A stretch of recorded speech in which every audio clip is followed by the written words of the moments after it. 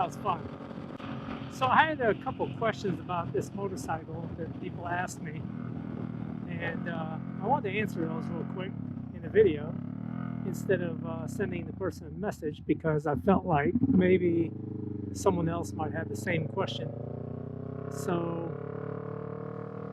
one of the questions I had asked me was, what's the fuel mileage like on this bike? So I guess that it's hard to answer, because I guess it depends on how you drive, where you live. You know, a little. I don't know how much, but I know that like air temperature, the humidity does affect your gas mileage. I don't know how much, but it does. And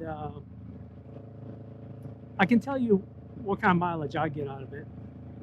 So on the full tank of gas, to the point where there's like 1 bar on the fuel gauge, and I'll show you what I'm talking about in case you don't have one.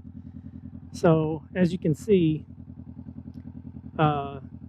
there's the bars all the way across. Right now it's full. I just filled up like right before I started this video, so I got a full tank now. I've only gone 1.5 miles on this tank, but when that last bar where the E is lights up, and that's the last one, I usually have about 125 miles to 130 miles on this tank.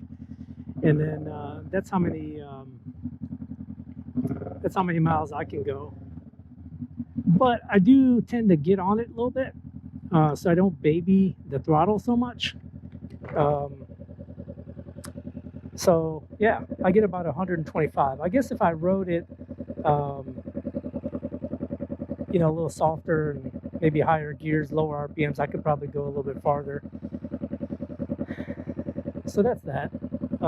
It all depends on, you know, how hard you ride the bike and how much you get on it. But that's how much I get, about 125, 130. And then somebody asked me about this exhaust, because I kept talking about it on my other videos about how loud it is. Well, here it is. I hope you can hear that well on the video. I don't know how well that's gonna turn out, but it's really loud. It's a Danmoto Highwayman is what they call it. And some other people have had, ooh, that's nice. Some other people have put like the Two Brothers exhaust. There's only a couple companies that make exhaust for this bike, and another one is the Two Brothers. I don't know anyone that has one. There's a couple videos out there on YouTube about it. You can check those out. I don't know. I didn't see any of them, so I don't know how loud those are compared to this Danmoto pipe. But this one's really loud. And some people, you know, they like the really loud exhausts, like those Harley exhausts. They're just like wickedly loud. This one is kind of the same. My opinion, this is just my personal feeling on it. I don't mind the loud exhaust, but not too loud. And I feel like this one might be a little bit too loud for my taste. If you like the loud exhaust, then you'll like this pipe. And I strongly recommend getting it, because it's only like 290 bucks, I think it is. But I kicked myself in the butt, because after I bought this exhaust, about a month or two later, Revzilla, I think it was Revzilla, or maybe it was Danmoto site itself. Anyway, I saw this pipe brand new for $100. I don't remember if that was Revzilla or Danmoto itself. I didn't even know there was a beach here. That's pretty cool. That is pretty neat. Anyway, but I guess $290 for a full exhaust is not that bad compared to what some exhaust pipes can cost. So there's that. And then someone asked me, I mentioned on one of my other videos about the things that I don't like about this bike. If you haven't seen that video, go check it out. But this throttle has about a good 1/4 to a 1/2 inch of free play, and then all of a sudden it just comes on abruptly. It's a very on-off-ish. You know, for an exhaust, or I mean, I'm sorry, for a motorcycle that only cost me, you know, 4,500 bucks. I guess I can't complain too much. You know, it's not going to be perfect, but if you can see all that before it finally comes on. But there's a way to get around being so on-off-ish. depending on how good you are with the clutch, you can actually modulate the clutch a little bit. Just give it some gas and just modulate the clutch so it's not so abrupt.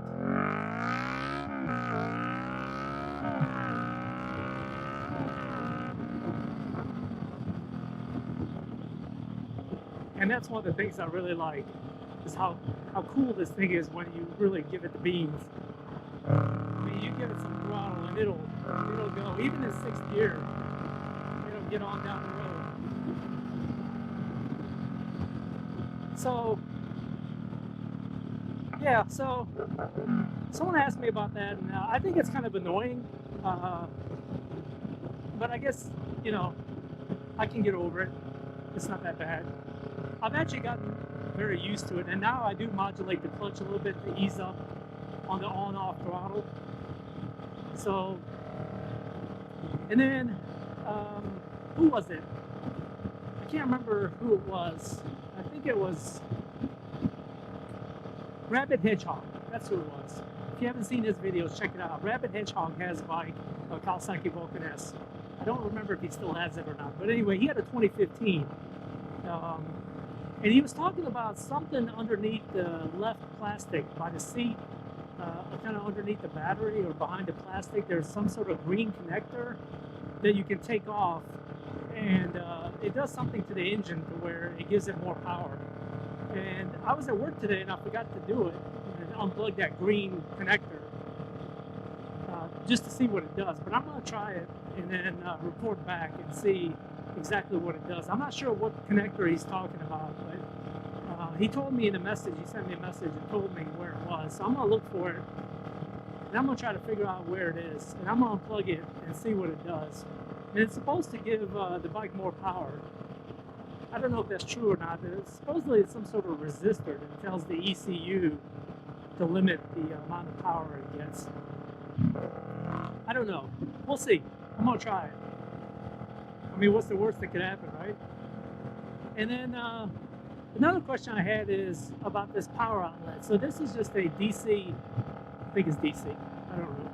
Anyway, it's a cigarette lighter plug, but I have an adapter that takes like a double USB, and I can plug in two things like my phone charger, and if I want to charge the camera on it, I guess if I mounted the camera, I could have power running to a full time instead of the battery. This is an aftermarket piece. You can get it from Kawasaki, but you can also get it like on eBay or Amazon. I got it from Amazon. I don't remember how much it was, but it wasn't very much. I want to say like 20 bucks, something like that, 25 bucks. And it's just a very plug and play type setup. So this cover on the back here, you just take this cover off, and there's a harness already there, and it comes with a bracket, and basically you just undo this one bolt, and the instructions come with it. Just undo the bolt, and then put the bracket up, put the bolt back in, and plug it up. It's like a male-female connector, and then you put this cover back on, and there it is. And there's also a relay you have to get, and the relay is behind the trim piece, kind of on the side of the bike, kind of by the what is it next to? Oh, it's down here underneath my thigh. The trim piece, mine's blue right now because it's painted, but normally it's black. You take that cover off, and there's a plug there. The instructions come with it. You buy the relay kit. It shows you exactly where it is. It comes with a bracket and a bolt. It's very simple. You just plug it in, and then all of a sudden you got a 12-volt outlet. So if you need to charge something, it's very easy. The relay is like, I'm gonna be wrong, but I want to say like 10-15 bucks. So this whole setup is less than 50 bucks on Amazon, and it comes in handy. You can charge your phone. I can route a cable around my handlebar and plug my phone in. So if I'm on a long trip, I can plug it in. Same thing, I can run a wire up to the camera. If I mount the camera here, I can just run a wire to it and have constant power instead of worried about the battery. So that's kind of cool. And then someone asked me about this windshield. I already mentioned where I got this. It came off Amazon. It's a Puig windscreen. I got it for looks, not for functionality, but it does serve a purpose. It puts the wind up, kind of up to your, like up to my visor. It hits me right about my visor, so I don't have any wind on my chest or like on my neck or anything like that. I do get some wind on the side here that kind of hits me on the side, but that's kind of good. It gives you some wind relief, especially on a hot day like today. Today is like 97 degrees. It's crazy humidity, and it feels like over 100 degrees is the heat index. So it's really hot today. So on a day like today, it feels really nice to have some wind. So yeah, those are some of the questions I had. I don't remember if I had anything else that I didn't answer, but I had another question about the plastic dip, but I'm not going to go into it because I pretty much covered it in my other video. So if you haven't seen it, check it out. This is actually a plastic dip. It's not paint. The original color of this bike is white. And yes, this bike will be going back to white because I don't like this color. I had some people back and forth tell me it looks blue, but I'm telling you it's not blue. If you see it in person, and anyone that has seen this bike in person will tell you it's got a purplish tint to it. But on the camera or on the video, whatever you're watching this video on, whether it's your computer, your phone, tablet, whatever, I think the screen changes this color to more of a blue, and it's not. It's like a bluish purple, and I don't like it. So it's coming back off. I just got to find some time to do it. And it's going back to white. And I'm just going to deal with the white. I don't really like white motorcycles, but it's not a deal breaker, so it's just going to have to, that's just the way it's going to have to be. Oh, I remember I had one more comment about this. So I had mentioned in my previous video that this handlebar, I would like it to be a little bit more forward. So I wish it would curve like right about here, like give me another inch forward, maybe down. I think that would be, for me, that would be the most comfortable. This is the mid-reach handlebar. If you're not familiar with it, on the Vulcan, Kawasaki has this thing called Ergo Fit, and they have